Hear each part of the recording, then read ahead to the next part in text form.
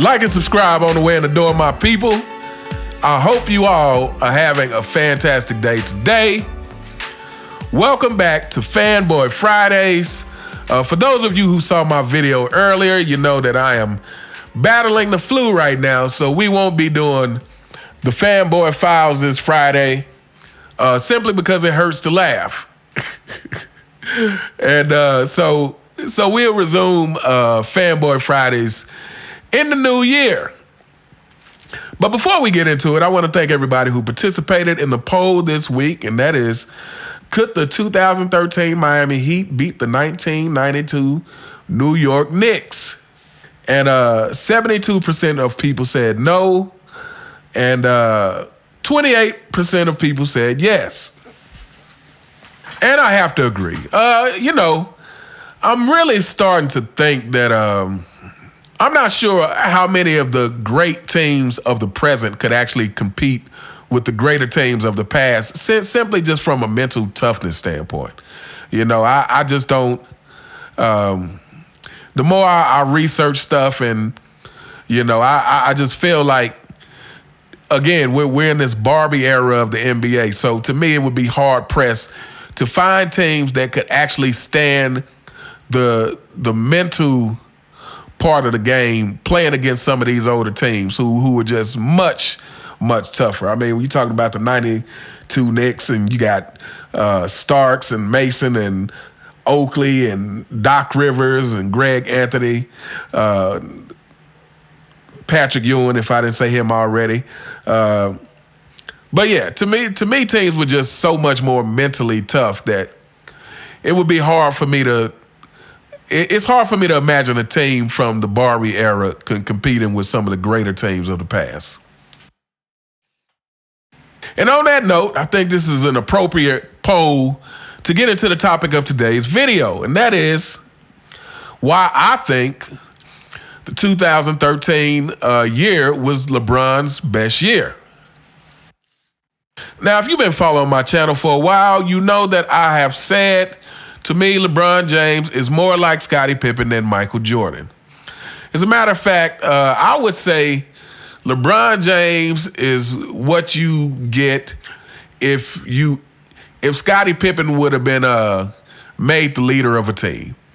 Now, don't get me wrong, LeBron James is more talented than Scottie Pippen. LeBron James is more dominant than Scottie Pippen. However, that is due to his physical attributes. Mentally, I believe LeBron James is much closer to Scottie Pippen than Michael Jordan. And what do I mean by this? Well, again, you've been following me. You know I'm reading this book, Bird Watching. And in this book, Larry Bird says that Pippen standing next to Jordan is the second best player in the league. Pippen without Jordan falls down to like 5 or 6.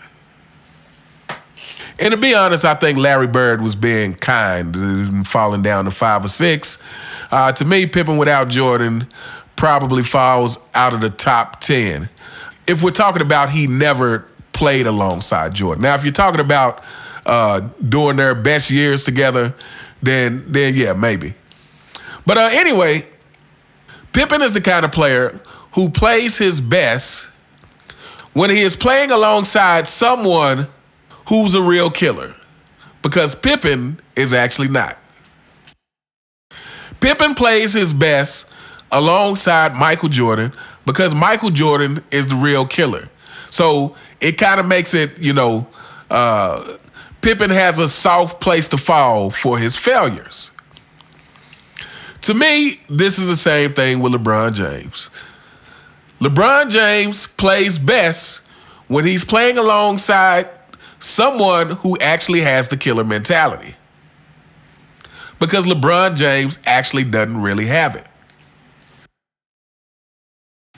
And this, to me, is why his years in Miami were his best years. After they got over the hump, fanboys, I don't have to bring it up, but I'm going to bring it up. After they got over the hump of getting smacked in the face, jumped up and down on by Jason Terry and Dirk Nowitzki and J.J. Barea and those guys, Don't have to bring it up, but why not? But yeah, once he got over the hump, to me, LeBron James was playing the best basketball I have seen him play, and not only from a statistical standpoint, but even if you look at his body language, go back and watch some of those games and look at his body language during the games, and to me, he looks much more confident than I've seen him look before or after. And I believe that is because he was playing for coaches who had the killer mentality, and Spoelstra being a student of Pat Riley, and because he was playing along a killer himself in Dwayne Wade. So I feel like players like LeBron James is actually a secondary player in mindset. I know, fanboys. I know you don't want to hear it, but it is what it is. You know it makes sense. He's actually a secondary player in mindset. Like, he plays his best when he's standing beside a player who actually has that killer will.